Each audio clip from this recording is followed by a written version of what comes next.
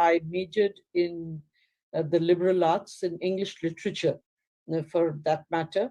I had a 40-year career uh, in the bank and retired as the chairman of the largest bank in India.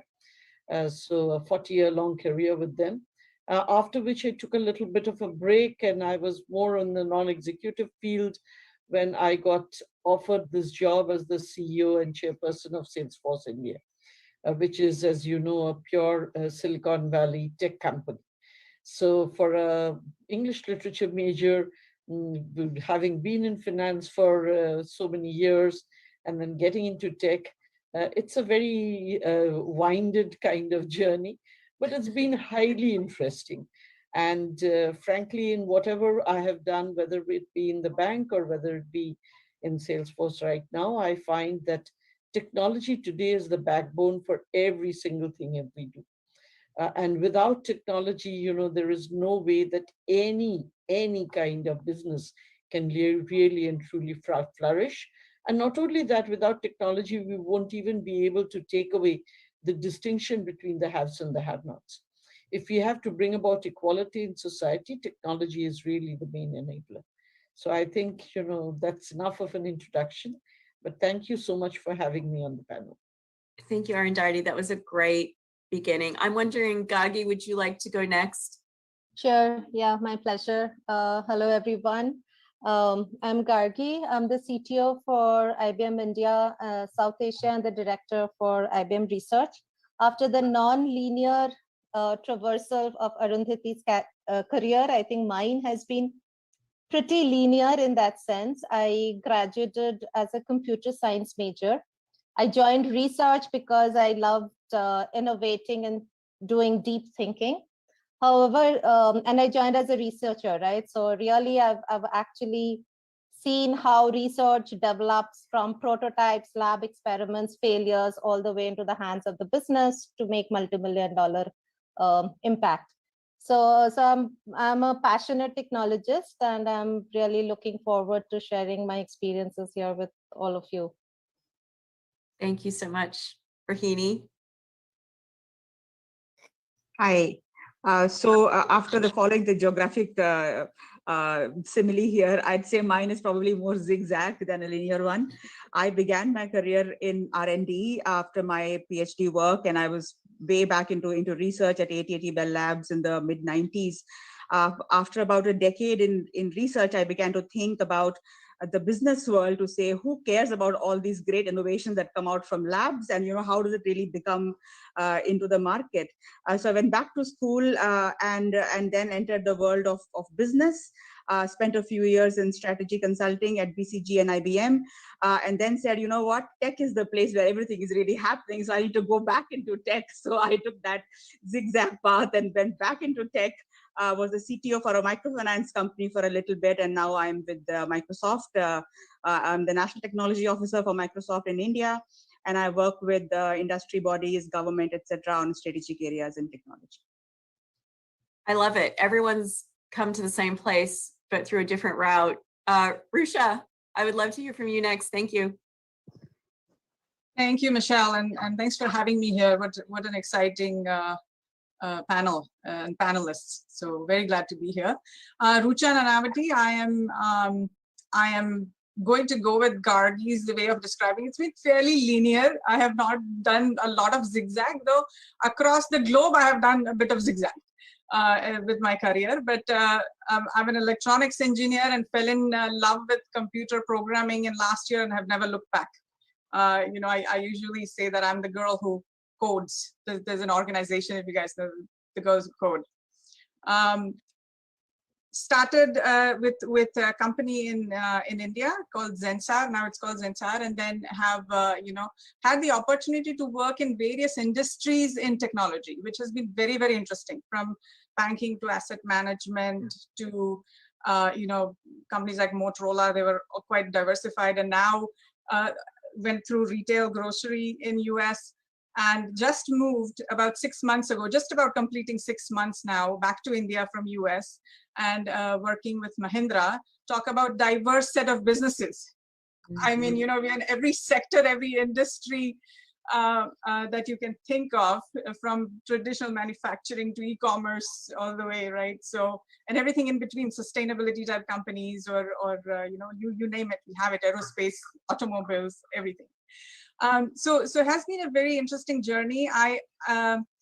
As I said, geographically, it has been fairly zigzag, UK, US, back to India, and so on. But I will say that even when tech was not, I so agree with what Arundhati said, there is nothing you can do without technology today. There is nothing. It's become backbone for any conversation, for any business today. Even when that was not there, I think I have been in love with technology. So I've never left that and gone anywhere and come back. But very happy to be here, very happy to be with this esteemed panelists today, and look forward to the conversation. Michelle, back to you. Thank you, Rucha. And Elizabeth, thank you so much. Would you like to introduce yourself? Yes, if you don't mind, I made a video of 1.5 minutes. I can share, for this event, and I love to share my video. Is it okay? Go right ahead. Okay, thank you. All right. Oh, let me share again, because I need to share with the voice and the sound. And I am so honored to be part of this panel, and also Witi. And just I have to say that this is such a great event, and I made this video 2 days ago, and I'd like to share with you. Dear Witi members, this is Xu, the CEO of A2C Leadership Group. I'm so passionate about coaching and mentoring younger generations. I help them transform their mindset from A players to C-suite. Think, look, act, and connect like executives. I learned how to become a star at Witi in the 90s. 2 years after my graduation, I became the first-line manager at IBM. After another 8 years, I became the C-level executive at a public company. I was also 2-time CTOs of billion-dollar revenue global companies, CP Group and BMC Software. I'm so honored to receive the Witi Hall of Fame Award and became the chairwoman of Witi APAC Advisory Board.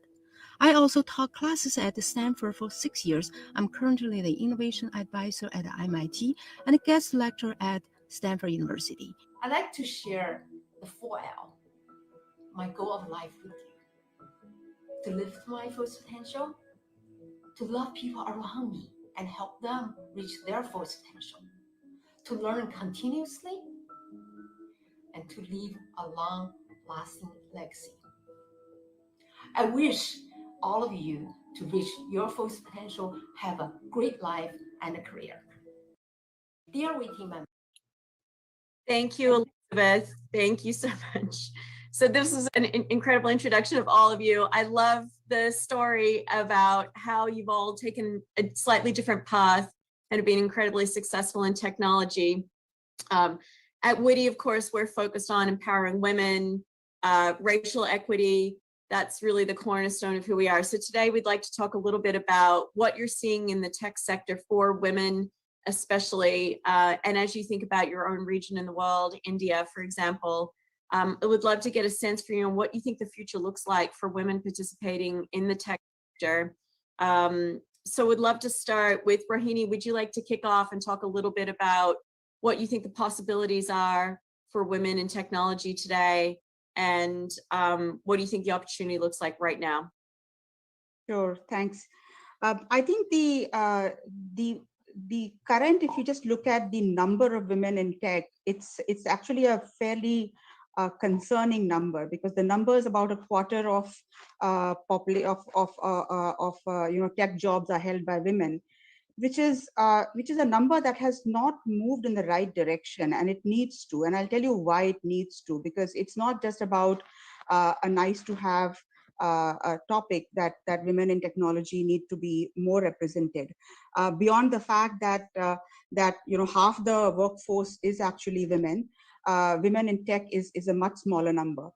So I think the bigger point about why women in tech is such a big topic that everybody needs to pay attention to. There are three areas I'd like to just speak about.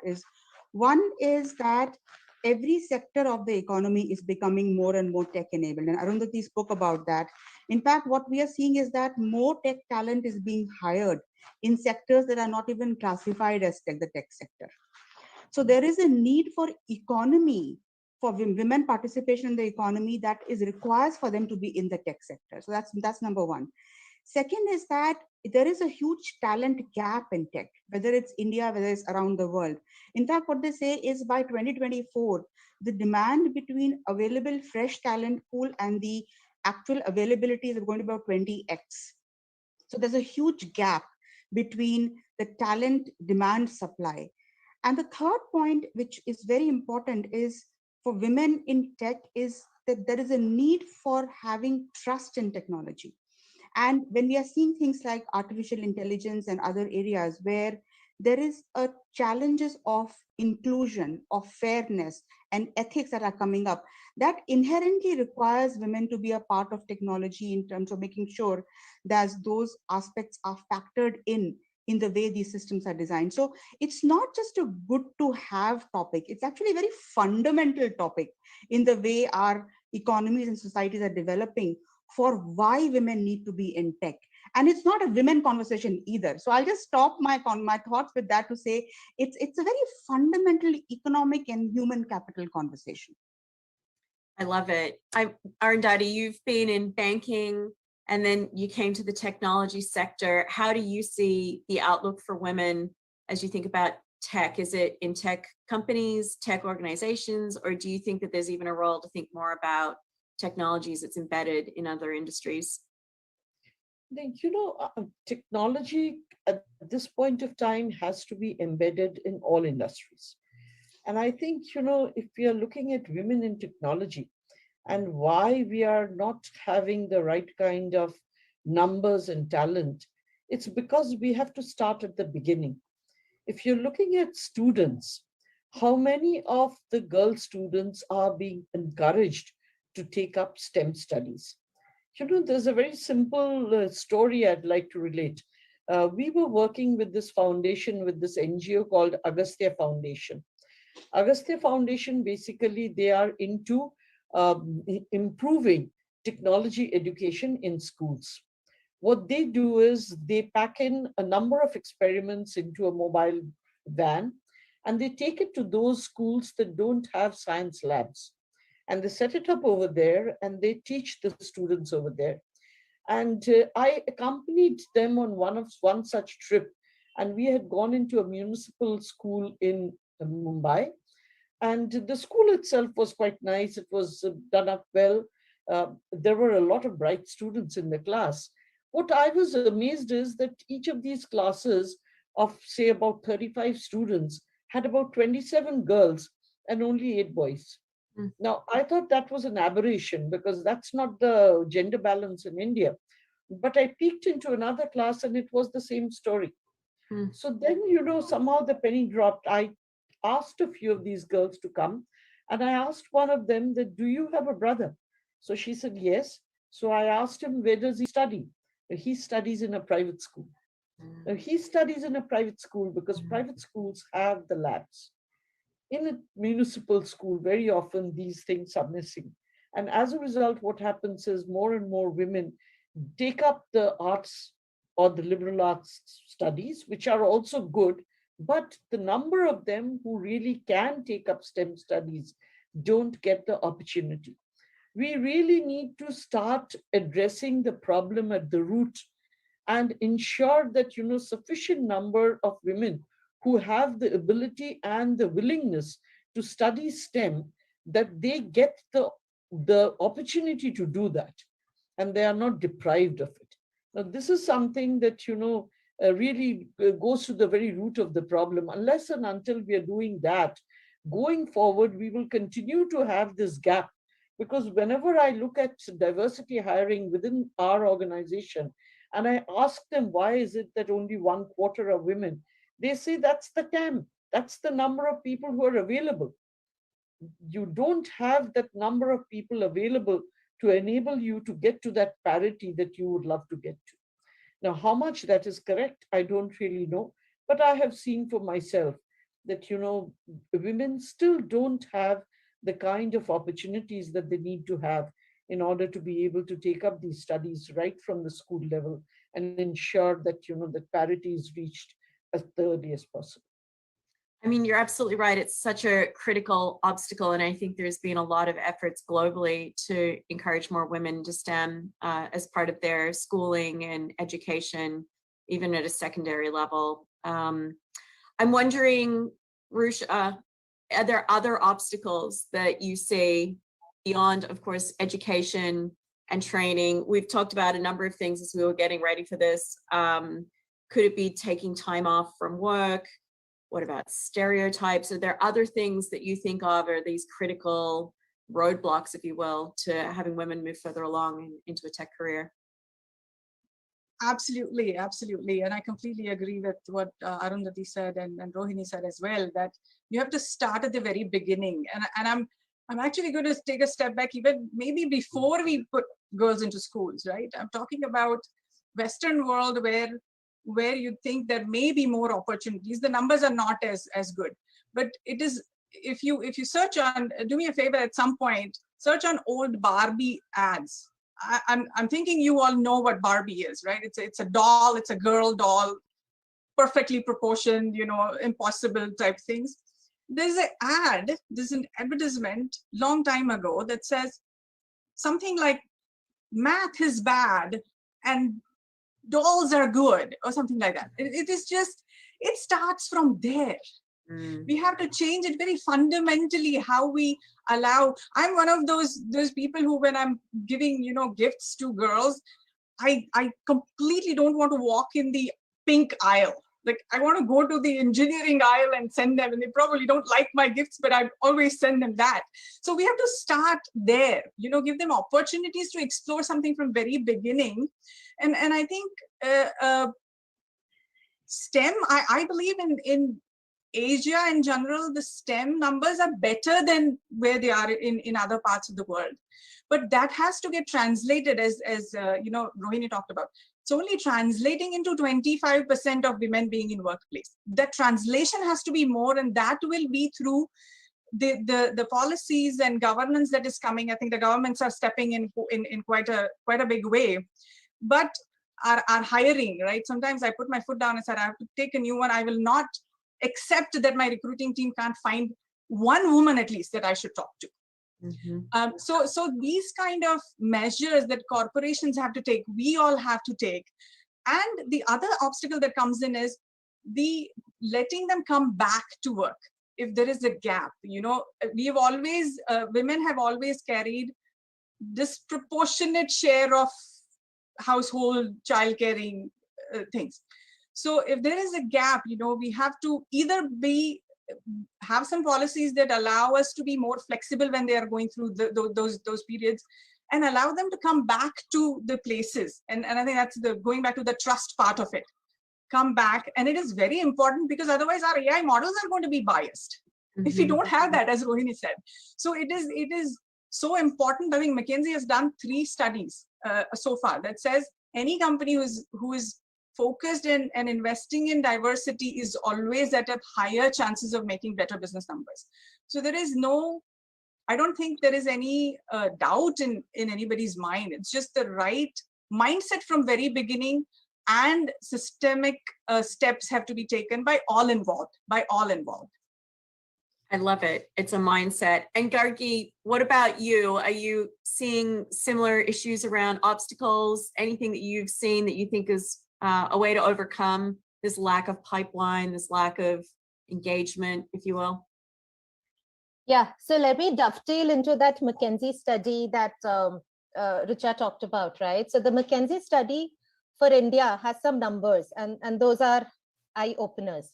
So in India, if you look at the STEM population that starts out at entry level, the numbers are close to 40s, mid-40s. Okay, do we want to get to 50-50 because it's a man-woman gender and it should be as simple? Absolutely, yes. But the funnel, there is a leaky bucket, right? So if you look, about 5 to 6 years back, that number at going out to the C-suite was actually around 17%. And there's been a considerable amount of work that has been done in this 6 years to move it to 21%. So that's the kind of effort that organizations, people, coaches have really put in to move the needle. It's still very, very dismal, right? Why can't we get it higher? That's what we ask. Now, assuming in India, there is an inner belief, right? And again, there could be, I agree with Arundhati, it could be a stronger case in metros, maybe rural areas need more focus. Assuming there is a common platform to start off, what happens? What happens? Why does that number from 40 drop to 20? And I think that's where I am quite focused on. How do we retain more people? How do we get back people from breaks? And there's really 3 simple rules, right? And 2 the organizations have to do. And 1, I think it's up to women to really act as enablement for themselves.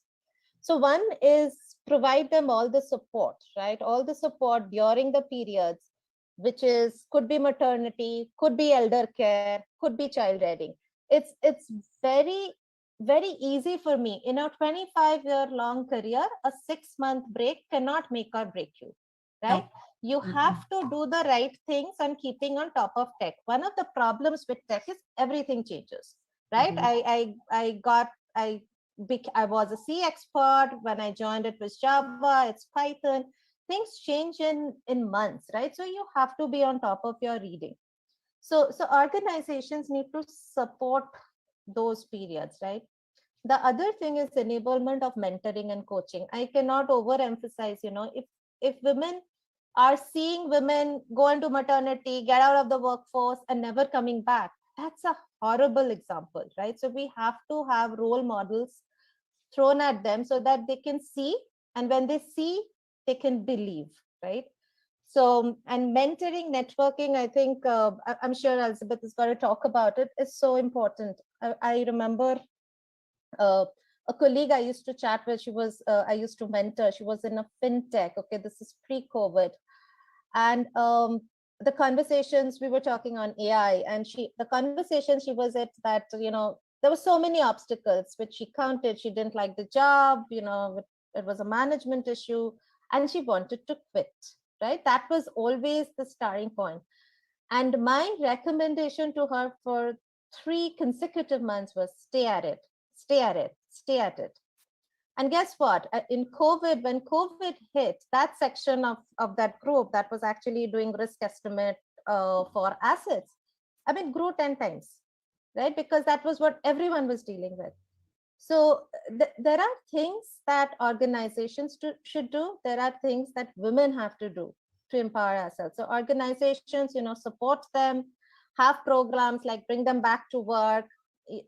After maternity, actually, there's a great program that says, join as an intern and sharpen your skills and then blend into the workforce. So support them when they need it, mentor, coach them, but the women themselves have to believe, and they have to, believe in themselves, reach out to mentors and take those opportunities that are available.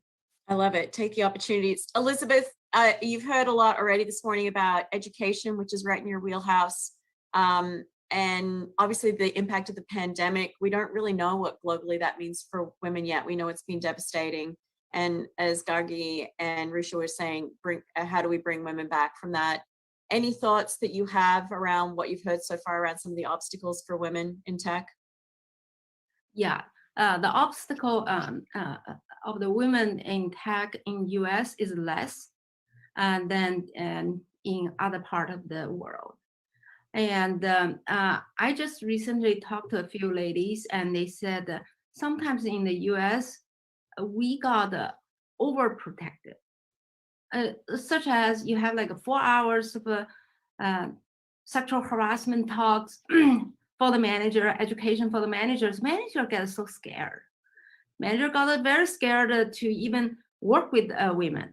I think that is one of the biggest trends. You overprotect them, you put them into a bubble. And then they felt like they are starving for the fresh air. They are starving from the normal interaction with their colleagues. So that's one of the overly protected environment in the US. And then, but if you look back my life, and also I travel and work in the global setting, I think one of the things that can help women and also help our next generation is starting from home. And this is so important that early child education, and also all of us can do something about it to our next generation. So when I was 4 or 5, I like to play mud with the boys. And also I love to wear pretty dresses.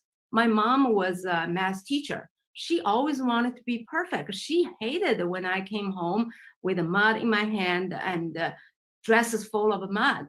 And my father said, I remember one time he helped me on my lab. He said, you can do whatever the boys do and still wear pretty dresses. So I became a very few people that who wear pink, who wear pretty dresses all the time, who loves Barbie and also love technology at the same time. Why? Because my father also brought me home a telescope. And I saw the moon very first time. And then, you know, at that point, I said to myself, I wanted to see moon. I wanted to explore the world, actually outer space. So then I went to, since then I became someone who loves science. I read all the science related books when I was little. And then when I get into the college, get to the study, my parents always say, you study too much, because I love it. I think having that love and also the environment, even let's just say all the women's in this world, can we help a family? Can we help your next generation? Can you help your niece and nephew to raise that interest? And then to demonstrate you as a role model that you can do whatever the boys do, and at the same time, do whatever the girls love. I think I've been working with a few women co-founders, and one of them is doing the handbags in a very scientific way and to do modularized ones. I think the overall what she needs is role model. I think all of us, the role model at home, the encouragement at home, and the role model at the business setting. Like all of us are perfect role models. Maybe we can help a few entrepreneurs, and then to help them with marketing, help them with recruiting, and also I think just being the one that help them to grow business. I think eventually we'll get more women, you know, back and overcome the overprotection or lack of mentorship. Great. Thank you. Thank you, Elizabeth. So we're actually getting a lot of questions in the chat. So a number of them are around advice that you would give women who aspire to land into senior leadership roles. So we've talked about education. We've talked about getting women on the career path. We've talked about engaging with them, retaining women. We'd love some advice on how you think about women taking that next step into more of a senior leadership role. I'm wondering, Arundhati, there's a specific question even for you in here, which is, can you share a situation where you landed into tech from the banking sector? So maybe we could start with you, Arundhati, on thoughts that you have about women moving from some of the activities and obstacles we've talked about into senior leadership. So I think, you know, when we are looking at moving up in a career, you need actually two types of people. You need a mentor and you need a sponsor. Both are not the same.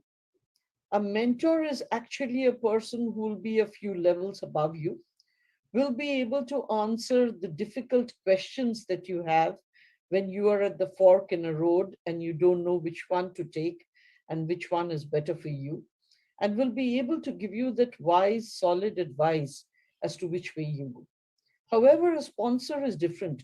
A sponsor would be somebody who's just about a level above you.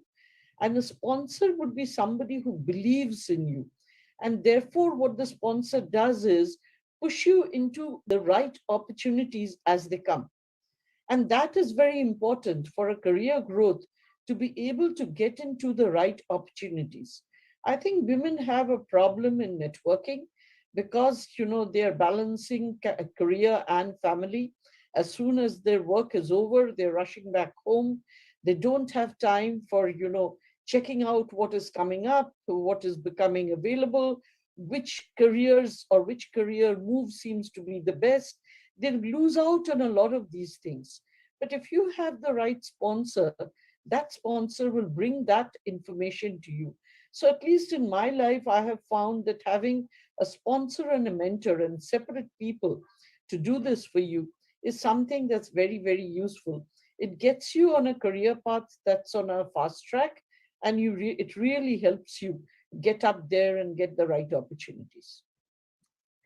All great points. Rohini, I'm wondering, do you have any thoughts there? Yeah, sure. I think sponsors, mentors is definitely a very important point. I would say the women, a few things, right? Women have to, one, the point that Gargi was also raising earlier and Rucha raised about continuing to learn, because the tech especially world, you have to keep investing in learning. Second, I think women have to show up. When an opportunity comes, you have to show up. You have to be willing to raise your hand, even if you feel you're not 100% ready. I see women, they needing to be 120% ready to pick up something. Whereas, the men are, 70% ready and they're like, yeah, of course I'll do it. Right. So show up and take some risks. I think that is the second part I would say is very important. And the third, I would say, have a long game. This is not 6-month game. This is not a 1-year game. It's a long game. So you will take some of those scenic detours, right? Which could be for children, could be for parents, could be for any other reason. Men do too, right? Which is fine. But have the long game ready so that you know that, you are going to take that detour, but you're going to come back and you're going to invest in your learning. So those are a couple of additional things I would say that, you have to think as it's a marathon, not a sprint. I love that. Rucha, what about you? What would you advise? I think very well said. Just a couple of points to add. Speak up and let your ambition be known. We are very, when women talk about their careers, they are a little on the, we're always trying to balance this being assertive and being likable, and where do I fall in that whole spectrum. And we always talk about ourselves in a more humble way. Don't market ourselves. So make your ambition known with all the things in the backing, right? Be a lifelong learner. In technology, it is changing so fast. Gargi mentioned, you can't just say that I'll come back after 3 years and nothing would have changed.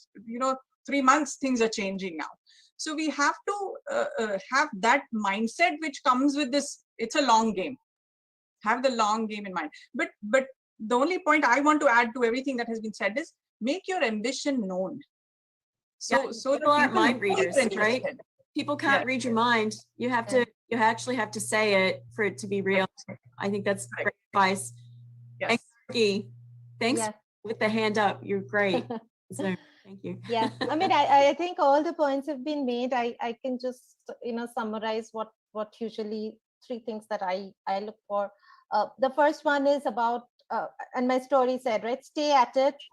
Don't strive to be perfect. Be brave, right? So put your hand up, take risks, and get comfortable being uncomfortable. So I think staying at it is very important. So what will happen as a result is you will fail, right? There will be failures. If there are no failures, you're not trying hard enough. Embrace that uncertainty, failure, and roll that back into a learning. I don't think any leader can say that they've had all successes. It just doesn't happen. You get to know the successes. But there's been multiple failures and they're all learning events. Take that opportunity. And if you raise your hand, you fail, that's okay. Learn and move on. And the other thing that I think, I'm sure it's true for men as well, but I'm just saying, I think for us, it's very important to have that core set of support system, right? Where we can go and say, oh, I had a terrible day at work. So that rejuvenation point, create for yourself, and that helps you bounce back. So, those are my 3. It's very difficult to be successful at work if you don't have the support at home. There's no doubt about it. And I think just as you said, you have to vocalize what you want at work. You probably have to vocalize that at home also. Absolutely. Yeah. Right. So absolutely, Michelle. Yeah. When I say, speak up what you want, it's at home as well. Yeah. Everywhere it has to be known. Yeah. And I felt that I just have one sentence that do not focus on weakness, focus on your strengths, and use your strengths to stand out, and also to earn opportunities. You can shine even further as a star. I love it. I think women miss one fact. I find sometimes that you don't recognize that your compassion becomes your strength. The fact that you're caring, that you have this overall nurturing mindset most women have, that should be taken as a strength. You project strength through compassion. That's perfectly fine. And in fact, so valued at leadership levels now. And I think the last year, and particularly in India, the last few weeks have really shown that. I think that companies who have really stepped up with their communities have had an ability to show empathy and compassion. And what I tend to see is that when employees see their own company behave in that way, it makes them think differently about their career there and their ability to really engage going forward, loyalty, return to the workforce, empower and trust. That definitely to me has been a real eye-opener over the last 12 months or so. So I'm seeing a lot of new faces join, which means I think our time is up. It is unbelievable. I felt like we were just getting started. We were just getting to the really good stuff. I want to thank you all for joining us. I know we're all in different time zones right now. I thought that the sharing that you did here was incredible. As I look through the chat and all the questions that we had here, I think we covered a lot of them. Thank you so much for your insights and your own personal stories. It's been terrific to meet you all. And again, I thank you. And I hope we get to see each other soon. I hope we get to do this again together. So thank you. Absolutely. Thank you. Thank you so much.